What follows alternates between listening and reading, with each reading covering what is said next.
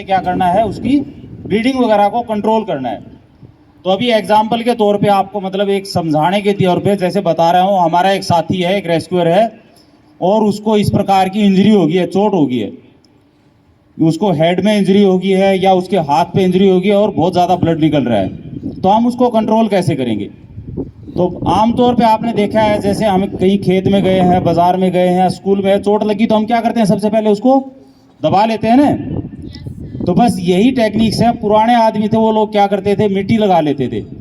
But आजकल हमने इतने फर्टिलाइजर्स का, पेस्टिसाइड का यूज़ करते करते मिट्टी को इतना पोल्यूटेड कर दिया है कि यदि आप मिट्टी वगैरह आजकल लगाएंगे अपने गाँव के ऊपर में तो उसमें इन्फेक्शन हो जाएगा।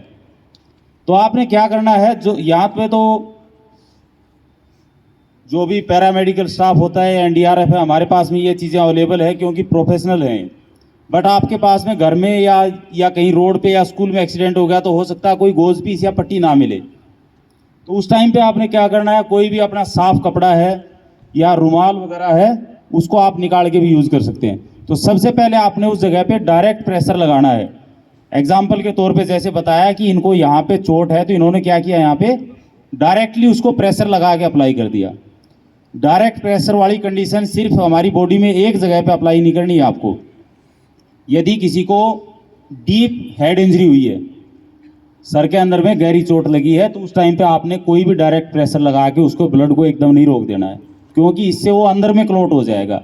या किसी के नाक से ब्लीडिंग हो रही है या किसी के कान से ब्लीडिंग हो रही है, उसको डायरेक्टली आपने नहीं रोकना है।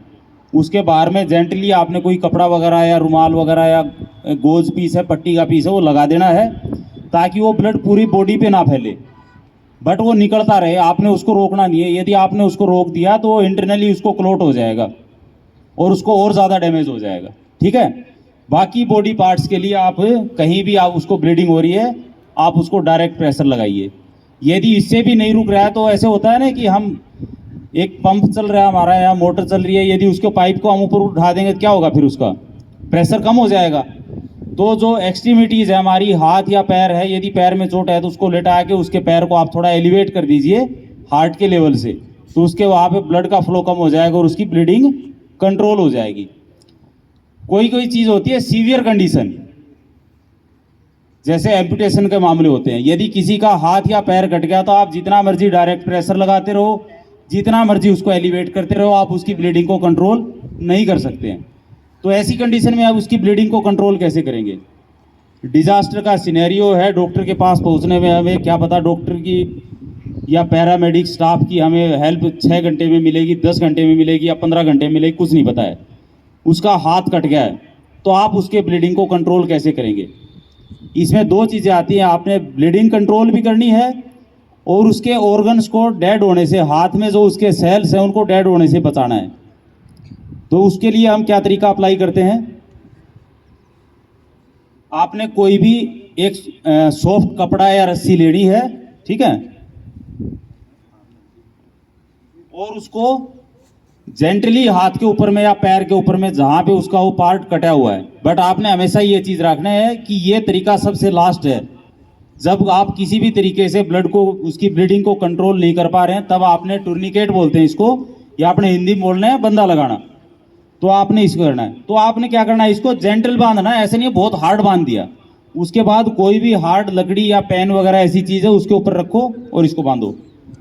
तो अब ये आपका क्या काम करेगा, टैप की तरह काम करेगा, टूटी की तरह काम। इधर वाले बच्चे देख पा रहे हैं क्या? थोड़े चेयर आगे करो। तो ये क्या होगा, देखो थोड़ा हाथ नीचे करो, ये टूटी की तरह काम कर रहा है आपका। अभी जैसे हम नल को जब चाहे बंद करते हैं, जब चाहे खोल सकते हैं ना, तो इसको आप घुमाते जाएंगे। यदि वो बंदा कॉन्शियस है, होश में है, तो उसको पूछना है कि आपको ज़्यादा तकलीफ तो नहीं हो रही है, क्योंकि उसको मोरल सपोर्ट देना बहुत ज़रूरी है। किसी भी विक्टिम को मोरल सपोर्ट है, मेडिसिन से भी ज़्यादा काम करता है ऑन साइट पे। तो आप उसको मोरल सपोर्ट भी देते रहना, कोई बात नहीं, ठीक है यार, आपको हॉस्पिटल में ले जाएंगे, आप ठीक हो जाओगे, डरने की ज़रूरत नहीं है। और उसको इस प्रकार से टाइट करना है। आप टाइट करेंगे इसको, तो यदि उसका एम्पुटेशन हो रहा है, कट रखा है, तो उस हिस्से में ब्लड का फ्लो खत्म हो जाएगा और उसकी ब्लीडिंग कंट्रोल हो जाएगी। बट जब ब्लड की हमारे ऑर्गन्स को, हमारे सेल्स को ब्लड 5, 7, 10 मिनट तक नहीं मिलता है तो क्या होता है, वो डेड होने शुरू हो जाते हैं।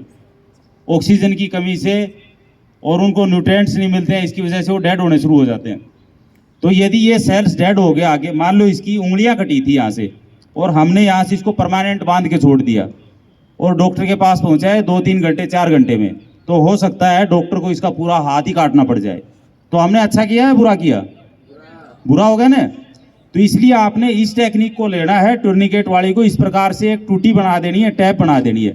आप उसको टाइट किया, हर 5-6 मिनट बाद में उसको लूज किया आपने, ताकि इसमें ब्लड का सर्कुलेशन फिर से हो जाए। तो आपको पता लग जाएगा कि कटा हुआ है जो हिस्सा उससे ब्लड आने लग गया, मतलब इसमें पूरा ऑक्सीजनेटेड ब्लड फिर से सप्लाई हो गया, आपने दोबारा से इसको टाइट करके बंद कर दिया। तो मैं आपसे फिर यही कहूँगा कि ये सबसे लास्ट तरीका है, जब आप किसी तरीके से ब्लड को कंट्रोल नहीं कर पा रहे हैं, ब्लीडिंग को कंट्रोल नहीं कर पा रहे हैं, तभी आपने टूर्निकेट को यूज़ करना है। नहीं, सबसे अच्छा तरीका, सिंपल तरीका वही है, आप उसको डायरेक्ट प्रेशर करो, दबाओ और उठा दो। बट ये एक्सट्रीम कंडीशन भी हो सकती है और एक्सट्रीम कंडीशन कभी किसी को बता के नहीं होती है, तो उस कंडीशन में आपने टूर्निकेट का इस्तेमाल करना है।